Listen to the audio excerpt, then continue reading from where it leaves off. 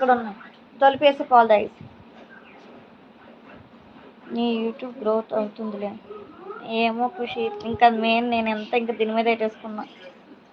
నిజం చెప్పాలంటే ఇలా కూర్చుంటున్నాను కానీ దీని వెనకాల ఎంత బ్యాక్ పెయిన్ వస్తుందో.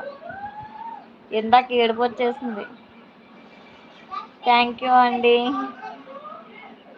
ఇందాక కూర్చోలేకపోయిన అస్సలు పెయిన్ విపరీతంగా వచ్చేస్తుంది. కాకపోతే నన్ను వెనకాల ఎక్కిరించే వాళ్ళు ఉన్నారు కదా, వాళ్ళకి నేను గెలిచి చూపించాలి అనే ఇదితో.